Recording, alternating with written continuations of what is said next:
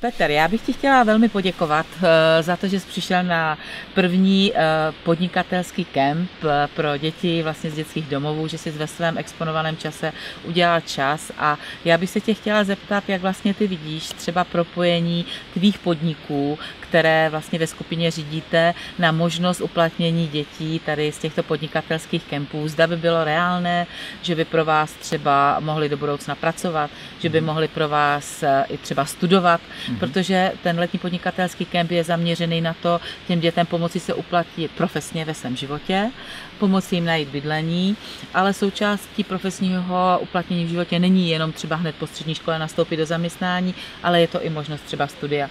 Tak jsem se tě chtěla zeptat, jak to tebe vlastně oslovuje. Ja už som spomínal, že ráno sme boli behať a jeden z účastníkov sa tomu veľmi potešil, lebo chodieva behať a nešiel on sám a nešiel som ja sám a má 17 rokov, chlapec, študuje a veľmi ma zaujal svojim postojom, cítil som z neho život, optimizmus, pracuje na sebe a bol som veľmi milo prekvapený.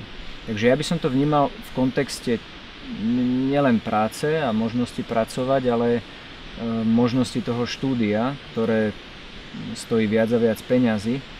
Takže áno, určite sme pripravení pomôcť mladým ľuďom, aby sa posunuli ďalej, aby mali možnosť ísť na stáž, aby mali možnosť študovať. A na strane druhej ale budem hovoriť dobre a zoberieme tých, ktorí naozaj budú nad priemerom. Tí, ktorí nielen prídu si ten kemp odsedieť, ale tí, ktorí aj dajú tomu viacej, aby dostali viacej.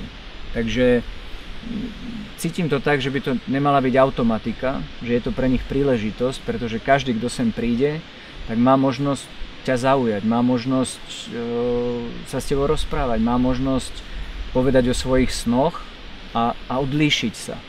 A to je presne to, čo hľadám aj pre svoje firmy. Ja učím môj manažment, teraz máme takú internú kampaň, hľadaj charakter, ostatné ten človek získa. Lebo nevieš, čo máš učiť ľudí do budúcnosti, neviem, jak sa bude meniť pracovný trh. Podstatné je v obchode, aby ten človek mal charakter a ostatné veci ho naučíme. To znamená, že teším sa z toho, čo tu zažívame a jsme připraveni pomáhat ďalej. Ta myšlenka je skvělá.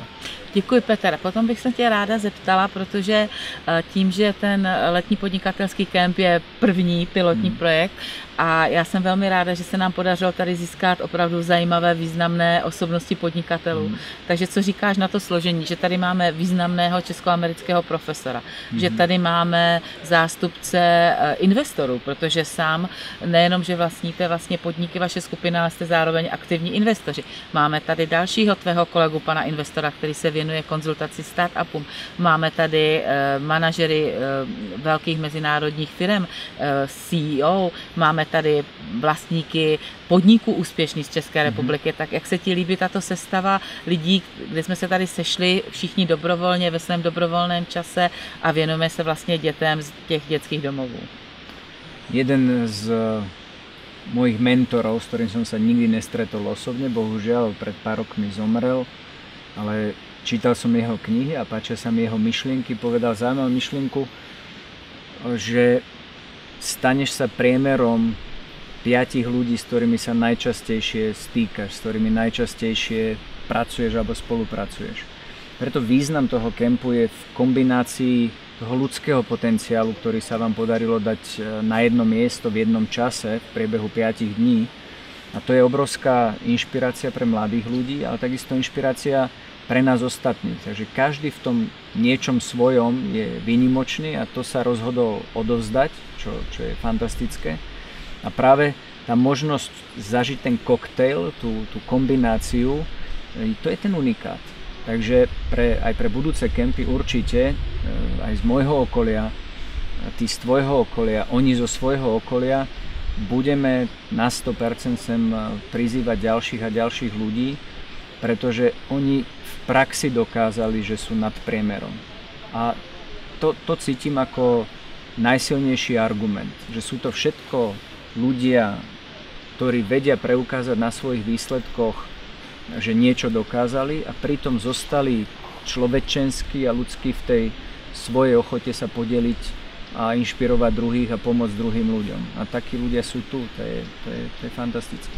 Já sdílím s tebou ten tvůj postřeh a mám také velkou radost z toho, že se nám podařilo tady postupně v těch dnech vlastně ty skupiny sestavit a vlastně začínáme vytvářet novou komunitu, která vlastně bude podporovat i rozvoj toho podnikatelství v České a Slovenské republice, protože spolupracujeme jako Československo, vnímáme to v Z Foundation společně. Já bych ti ráda položila svou poslední otázku a to je vlastně, jak si vidíš přenesení tady tohoto pilotního projektu v příštím roce na Slovensko, aby jsme opravdu to měli československý projekt. Tak my od vzniku nášho podnikania sme pomerne skoro prekročili hranice, lebo sme vnímali Československo ako povinnosť. Prenos na Slovensko určite áno a aj ďalšie veci, ktoré s Milanom a s tebou máme rozpracované, sú československé projekty. Takže ja by som veľmi rád sa stal ambasádorom pre Slovenskú republiku a zapojil ďalších ľudí a zopakoval takýto kemp už budúci rok na Slovensku. A aby sme v tej dnes medzinárodnej spolupráci, ale tej jazykovej a mentálnej príbuznosti vytvorili medzinárodný projekt. A samozrejme, keď sa pozerám ďaleko dopredu, tým, že podnikáme v 5 krajinách, tak tá myšlienka, ktorá nebola z mojej hlavy, vy ste s tým prišli, tá myšlienka je tak silná a tak ma oslovila, že by som bol rád, aby sme potom vytvorili určitú sieť, odovzdali to know-how ďalej a poviem to v určitej metafore, že prečo mi to dáva zmysel. Je taký príbeh, ktorý hovorí o starom mužovi, ktorý chodil na brehu mora a pri jeho činnosti ho sledovali dvaja mladí ľudia, ktorí sedeli tiež na brehu toho mora. A tento starší človek zbieral zo zeme tie lastúry a hádzal ich naspäť do mora, tie, ktoré more vyplavilo. A keď už to tak robil niekoľko hodín, kedy to mladí ľudia sa vyhrievali na slnku a užívali si život, podišli k nemu a hovoria mu, v princípe nás do toho nič nie je, ale prečo robíte tak zbytočnú činnosť, že keď zdvihnete tú lastúru a potom ju hodíte naspäť, aj tak veľa z nich sa vyplaví znovu na ten breh a vy tu zajtra nebudete a tak ďalej. A on im hovorí, áno, na prvý pohľad je to zbytočné, ale nebude to zbytočné pre tie, ktoré v tom mori zostanú. A teda nie je úplne jasné, že my neobsiahneme 10 000 alebo 100 000 ľudí na takomto kempe, ale tie desiatky, tie stovky, možno tisíce jednotlivcov, ktorí s nami zažijú to, čo pre nich vytvárame, si to potom pre celý svoj život zachovajú v srdci, v spomienkach a v tých vzťahoch a kontaktoch, ktoré sa vytvoria. Takže je to unikátny projekt práve pre mladých ľudí, ktorí by mohli povedať, ale ku mne ten osud nebol spravodlivý, ja som mal horšiu štartovaciu čiaru. A vo veľa prípadoch to tak môže byť.